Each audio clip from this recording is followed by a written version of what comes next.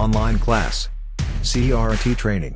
500 plus MNC engaging with KL. KL deemed to be university.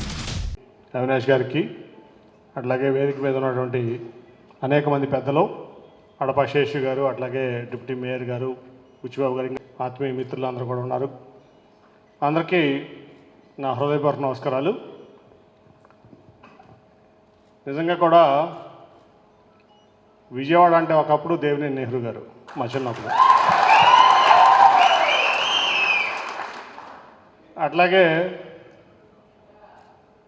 ఎక్కడ ఎవరైనా ఏ నాయకుడైనా ఉండొచ్చు రాష్ట్రంలో, కానీ ఈ కృష్ణా జిల్లా టైగర్ అంటే దేవినేని నెహ్రూ గారు. అట్లాగే ఆయన తోడుగా మా బుచ్చిబాబు గారు. అట్లాగే ఈరోజు చూశాను స్ట్రెంత్ అంతా కూడా. టీడీపీలో ఉన్న నేను ఆత్మీయ సమావేశం అంటే 100 మంది కూడా వచ్చేవాళ్ళు కాదు. ఇది నిజం నేను చెప్పేది, తూర్పులో ఎస్పెషలీ. సో నేను అదే 100 మందిని పోగు చేయడం అంటే మా గద్దె రామ్మోహన్ గారికి చాలా గగనం అయిపోయింది. సో ఒక 20-25 మంది వస్తే చాలా గొప్పగా ఉండేది పాపం. మళ్ళీ దాంట్లో కూడా అన్నీ ఒక్కొక్కళ్ళు ఒక్కొక్క నాయకుడు, రకరకాల నాయకులు అన్నమాట. సో అంటే నేను ఎందుకు చెప్తానంటే ఒక మనిషి యొక్క గొప్పతనం ఈ మొత్తం టీంని అంతా కూడా ఆ రోజు దేవినేని నెహ్రూ గారి నుంచి వాళ్ళ వరకు క్యారీ చేస్తానంటే నిజంగా కూడా అది ఎంత ఆత్మీయంగా అందరినీ చూసుకుంటూ ఎంతో మరి ఒక కుటుంబం కంటే ఎక్కువగా తోటి సహచరులు కానీ నాయకులను కానీ మరి మిగతా వ్యక్తులను కానీ కుటుంబంగా భావించి ఆ రోజు వరకు క్యారీ చేస్తే బుచ్చిబాబు గారికి కానీ ఇప్పుడు మా అవినాష్ కానీ నిజంగా కూడా చాలా గొప్ప. నేను ఎప్పుడు దీనప్పుడు అవినాష్ టీడీపీ నుంచి మళ్ళీ వైసీపీకి వెళ్తున్నప్పుడు అందరిని చూసా, మా సిహెచ్ని కానీ వీళ్ళందరినీ బహదూర్ని కానీ వీళ్ళందరినీ చూస్తే నేను అనుకున్నా వెళ్ళరా మొత్తం మళ్ళీ అదే ఇదంతా ఇక్కడ పవర్లో ఉంది కదా టీడీపీ అని. యాజ్ ఇట్ ఈజ్గా మొత్తం మళ్ళీ అవినాష్ చెప్పినట్లు బుచ్చిబాబు గారు చెప్పినట్లు మొత్తం ఆ బృందం అంతా కూడా మరి అవినాష్ వెంట నడవటం జరిగింది.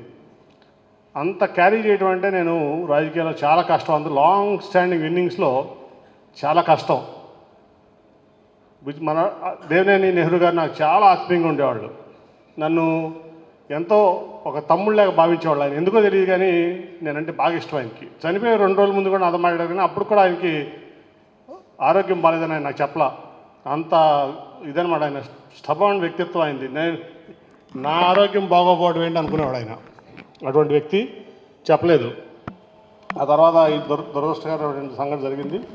అట్లాగే ఆయన అదే నాతో మాట్లాడారు. అవినాష్ అదే కాంగ్రెస్ నుంచి టీడీపీలోకి వచ్చేటప్పుడు నాతో మాట్లాడి బుచ్చిబాబు గారు నా దగ్గర పంపిస్తే నేను చెప్పా, అంటే నేను మీకు అందరూ తెలుసు నేను నా మనసులో అభిప్రాయం ఖచ్చితంగా చెప్తాను, ఎవరు ఎదురోళ్ళు ఏమనుకున్నా పర్లేదని. ఆ రోజు బుచ్చిబాబు గారు చెప్పా, నేను అనుకోవడం టీడీపీ కరెక్ట్ కాదండి, అవినాష్ భవిష్యత్తును పాటు చేస్తారు, నెహ్రూ గారు చెప్పండి అని చెప్పా. ఆ రోజు చెప్పానా? అబద్ధం ఉంది దాంట్లో. నేను టీడీపీలో ఉంటూ నేను ఆ రోజు చెప్పా, చంద్రబాబు నమ్మదగ్గ వ్యక్తి కాదు. నెహ్రూ గారి మనస్తత్వానికి నెహ్రూ గారు ఆ రోజు ఎంతో విశ్వాసంతో అన్నగారు ఎమ్మటి ఉండి ఆయన చాలా రాజకీయంగా నష్టపోయారు. మళ్ళీ ఇప్పుడు రాంగ్ స్టెప్ వేస్తారేమో, ఒకసారి నెహ్రూ గారు చెప్పండి. నేను కూడా చెప్పాను, కానీ ఆయన ఆల్రెడీ డెసిషన్ తీసేస్తున్నాను అని చెప్పారు. సేమ్ జరిగింది, నేను చెప్పినట్టు జరిగింది ఆ రోజున. కాబట్టి anyhow better late than never. ఒక గొప్ప నాయకుడు జగన్మోహన్ రెడ్డి గారి దగ్గరికి మన అవినాష్ గారు చేరటం, మళ్ళీ నేను కూడా పరిణామాలన్నీ తెలుసు మీకు. నేను కూడా మరి అది మన వైఎస్ఆర్సీపీలో చేరటం, అట్లాగే నన్ను ముఖ్యమంత్రి గారు కూడా చాలా మంచిగా ఆహ్వానించి నన్ను హక్కును చేసుకోవడం కూడా జరిగింది. ఇవన్నీ ఎందుకు చెప్తున్నా అంటే ఇంత లాంగ్ స్టాండింగ్లో ఎప్పుడు నాకు తెలిసి స్టూడెంట్ డేస్ నుంచి కూడా మరి ఆటుపోట్లు తింటూ నెహ్రూ గారు ఏం తప్పు చేశారండి? నెహ్రూ గారు అన్నగారి వెంట నిలబడ్డారు. అన్నగారు నాకు రాజకీయ జీవితం ప్రసాదించారు. ఎన్ని ఆటుపోట్లు వచ్చినా నాకు నష్టం జరిగినా సర్లే నేను నా విశ్వసనీయత అన్నగారి పట్ల ఉంచుకోవాలని చెప్పి ఆయన నిలబడ్డారు. ఆ విశ్వసనీయత చూపించడం వల్లే దాదాపు ఆయన మంత్రి పదవి దగ్గర నుంచి అన్నీ కోల్పోయారు. మీ అందరికీ తెలుసు ఆ విషయం. అట్లాగే ఇవాళ వాళ్ళు నమ్ముకున్న సిద్ధాంతాన్ని, మరి అవినాష్ తను నమ్ముకున్న సిద్ధాంతాన్ని అవినాష్ గారు ఎన్ని ఆటుపోట్లు వచ్చినా మీ అందరినీ క్యారీ చేస్తూ, అది గొప్పతనం, క్యారీ చేస్తూ మరి ముందుకెళ్ళారు. నేను ఖచ్చితంగా చెప్తున్నా, ఈసారి అవినాష్ విజయాన్ని ఆపగలిగేది ఎవ్వరూ లేరు. ఎంత మెజారిటీ అన్నదే మనం ఈరోజు చూసుకోవాల్సింది. నేను టీడీపీలో ఉన్నప్పుడు కూడా చాలామంది ఈ చుట్టుపక్కల మహానాడు రోడ్లో కానీ మా ఆఫీస్ ఉంటే అటు వెళ్తాంటే అంతకుముందు మోకాళ్ళలో గోతులు ఉండే రోడ్లు అవి కూడా అన్నీ రబ్బీస్ రోడ్లు ఉండేవి. తర్వాత చూస్తే మొత్తం అన్ని రోడ్లు కూడా మొత్తం నీట్గా తార్ రోడ్లు పడిపోయినాయి. వెటనరీ ఖాళీలో చూస్తే కానీ ఏ ప్రాంతంలో ఎక్కడ చూసినా మొత్తం రోడ్లన్నీ కూడా చక్కగా ఉంటే ఎవరు ఏంటి ఈ రోడ్లన్నీ బాగా వేశారు, జగన్మోహన్ రెడ్డి గారు వేయించారంటే అవినాష్ గారికి ఒకటే చెప్పారు. అవినాష్ గారు ఏ పని అడిగినా సరే వెంటనే చేయమని అధికారులకి జగన్మోహన్ రెడ్డి గారు సూచించారు. అట్లాగే ప్రతి కాలనీలో పొద్దునుంచి తిరుగుతూ రాత్రి వరకు కూడా ఎక్కడ ఏ చిన్న పని ఉన్నా వెంటనే అధికారులతో మాట్లాడి ఆ పని చేయటమే లక్ష్యంగా మరి మొత్తం 21 డివిజన్లో కూడా అవినాష్ గారు చాలా పని చేశారని చెప్పి నాకు అందరూ కూడా చెప్పారు చాలామంది.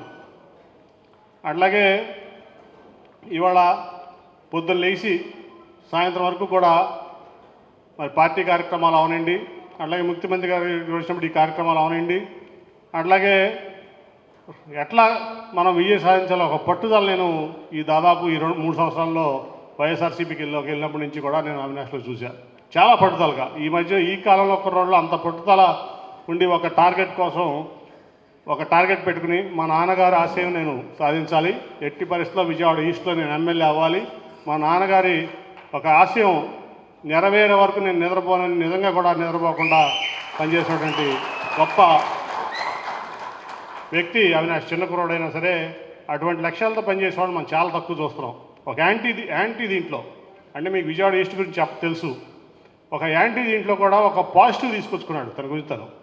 దాంట్లో ఎటువంటి సందేహం లేదు, నేనేమి తప్పు చెప్పలేదు. దీంట్లో ఒక యాంటీతో మొదలయ్యాడు ఇక్కడ విజయవాడ ఈస్ట్లో. తర్వాత మరి చంద్రబాబు నాయుడు గారు ఆయన ఆఫీస్ ఆయన పక్కలు కొడించుకుని దాన్ని అవినాష్ మీద కూడా వేశారు. మనందరికీ తెలుసు ఆ రోజు సంఘటన కూడా వేసి దాన్ని కూడా మరి విస్తృతంగా పబ్లిసైజ్ చేశారనమాట. అవినాష్ తప్పు చేస్తాడని నాకు తెలుసు ఆ రోజు.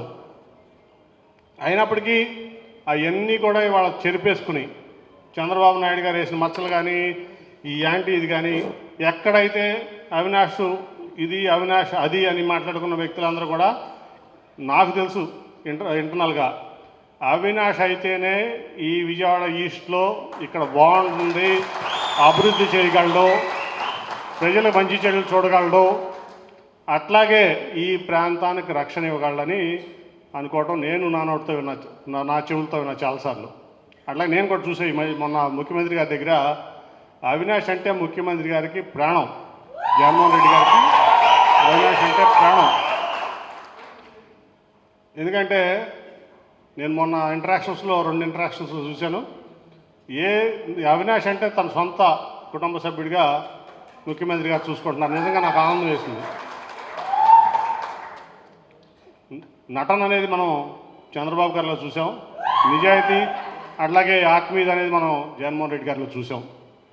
అటువంటి వ్యక్తి మన అవినాష్ని సొంత కుటుంబ సభ్యుడి కంటే ఎక్కువగా చూసుకుంటూ ఈ ఈస్ట్ బాధ్యతలు అప్పచెప్పి అట్లాగే ఏది కావాలన్నా కూడా ఎమ్మెల్యే కంటే ఎక్కువ ఇక్కడ అవినాష్ అని చెప్పి మరి ఆయన చెప్పడం కూడా మరి అవినాష్ కూడా అదే రకంగా ఆయన ముఖ్యమంత్రి గారు ఏదైతే నమ్మకాన్ని అవినాష్ మీద ఉంచాడో నిలబెట్టుకుంటున్నాడు. ఖచ్చితంగా ఎటువంటి డౌట్ లేదు.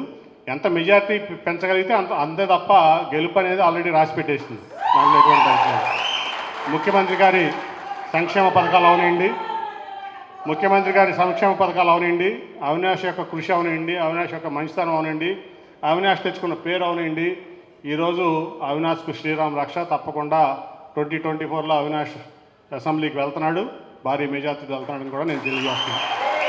అలాగే నేను 10 ఏళ్ళు 9.5 ఏళ్ళు ఇంకా 4 నెలలు మ్యాక్సిమం 10 ఏళ్ళు పూర్తి చేసుకుంటా ఎంపీగా. నేను చూశాను చంద్రబాబు నాయుడు గారికి ఈ ప్రాంతం ఈ విజయవాడ పట్ల చిత్తశుద్ధి లేదు. ఆయన 2014 నుంచి నేను మొరపెట్టుకున్న 100 కోట్లు కూడా ఈ విజయవాడ అభివృద్ధికి శాంక్షన్ చేయలేదు. నేను తెచ్చిన బెంజ్ సర్కిల్ ఫేవర్ కూడా 2గా విడగొట్టి చెడగొట్టేశాడు ఇక్కడ. అంతకుముందు మధ్యలో ఉండేది, మధ్యలో ఉండి చక్కగా నోటల దగ్గరికి వెళ్ళేదాన్ని. అలా బెంజ్ సర్కిల్ నేను అనుకున్నా పైన 6 లైన్ల ఫ్లైఓవర్, కింద ఒక 7-8 లైన్ల రోడ్డు ఉంటే 14 లైన్లు అయ్యేది రోడ్డు.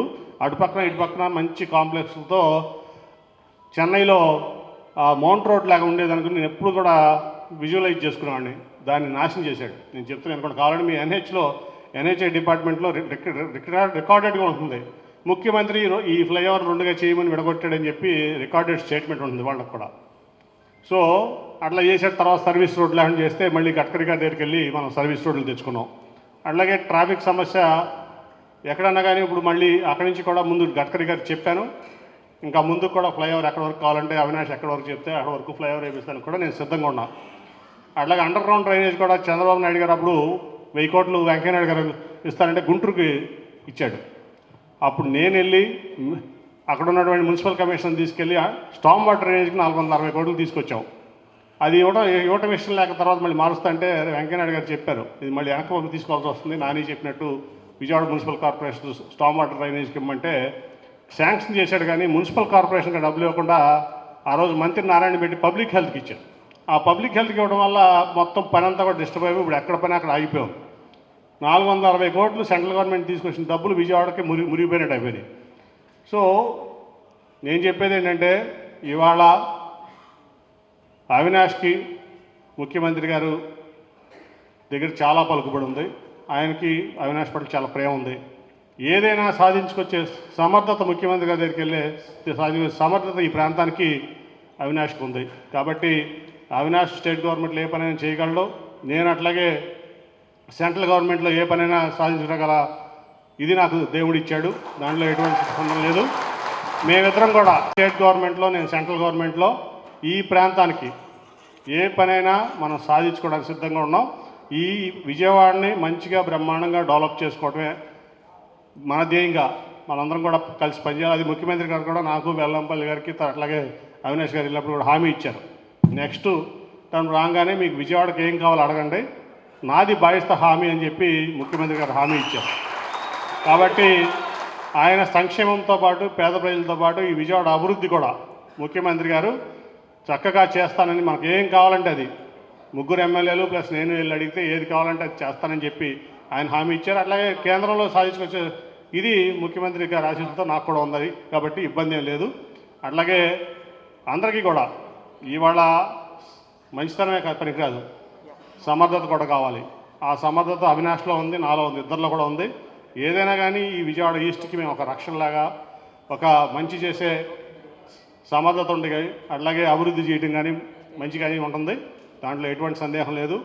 ఏదైనా కానీ అవినాష్ చెప్తే చేసే ముఖ్యమంత్రి గారు, అయితే అవినాష్ చెప్తే నేను కేంద్రంలోకి వెళ్ళి వెంటనే తీసుకొచ్చే నేను కూడా అవినాష్కి ఎప్పుడూ అండగా ఉంటాం. దాంట్లో రాజశేఖర్ గారు, నెహ్రూ గారు నన్ను ఎట్లా చూసుకున్నారో అంతకంటే 100 రెట్లు ఎక్కువగా నేను ప్రేమగా అవినాష్ని చూసుకుంటాను, మా కుటుంబ సభ్యుల కంటే ఎక్కువగా. దాంట్లో ఎటువంటి సందేహం లేదు. కాబట్టి మీ అందరికీ హామీ ఇస్తున్నా, విజయవాడ తూర్పు అభివృద్ధి అవినాష్ వల్ల మాత్రమే అవుతుంది. అట్లాగే ఎట్లాగో ముఖ్యమంత్రి గారు అనేక పథకాలు చూసాం. అట్లాగే ఆర్గనైజేషన్ కూడా నిన్న బుచ్చిబాబు గారు వచ్చినప్పుడు చాలాసేపు డిస్కస్ చేశారు. టీడీపీ ఆర్గనైజేషన్కి వైసీపీ ఆర్గనైజేషన్ కూడా నేను అనుకునేవాడు టీడీపీ అంత ఆర్గనైజేషన్ వైసీపీకి లేదేమో అని, కానీ వైసీపీకి ఉన్న ఆర్గనైజేషన్ స్ట్రెంత్లో ఇవాళ 10వ వంతు కూడా టీడీపీకి లేదని నాకు అర్థమైంది, గ్రాస్ రూట్ లెవెల్ నుంచి పై వరకు కూడా. కాబట్టి ఎటువంటి సందేహం లేదు, భారీ మెజార్టీతో ముఖ్యమంత్రిగా జగన్మోహన్ రెడ్డి గారు మళ్ళీ వస్తున్నారు. వైసీపీ వస్తుంది. ఈనాడుని, జ్యోతిని, TV5ని నమ్మాల్సిన పని లేదు. ఎందుకంటే నేను నేషనల్ సర్వేస్ కూడా చూస్తున్నాను. అన్నీ ఏ సర్వే చూసినా జగన్మోహన్ రెడ్డి గారికి ఫేవర్గా ఉన్నాయి, వైఎస్ఆర్సీపీ మన పార్టీ వైఎస్ఆర్సీపీకి ఫేవర్గా ఉన్నాయి. అక్కడ ముఖ్యమంత్రిగా జగన్మోహన్ రెడ్డి గారు మళ్ళీ ముఖ్యమంత్రి అవుతున్నారు, ఇక్కడ ఎమ్మెల్యే అవినాష్ అవుతారు. ఖచ్చితంగా 3వ ఎంపీ నేనయ్యి మీకెప్పుడు అవినాష్ ద్వారా నేను అందుబాటులో ఉంటానని ఒకసారి తెలియజేస్తూ ఈ అవకాశాన్ని నాకు కల్పించిన అవినాష్కి, అట్లాగే తూర్పు బృందానికి మొత్తం, కడియాల బుచ్చిబాబు గారికి, తూర్పు బృందానికి మొత్తం నా కృతజ్ఞతలు తెలియజేస్తూ సెలవు తీసుకున్నాను. Thank you. మరిన్ని వీడియోస్ కోసం ఛానల్ ని సబ్స్క్రైబ్ చేయండి, లేటెస్ట్ అప్డేట్స్ కోసం వాట్సాప్ ఛానల్ ని ఫాలో చేయండి, అండ్ లింక్ డిస్క్రిప్షన్ లో ఉంది.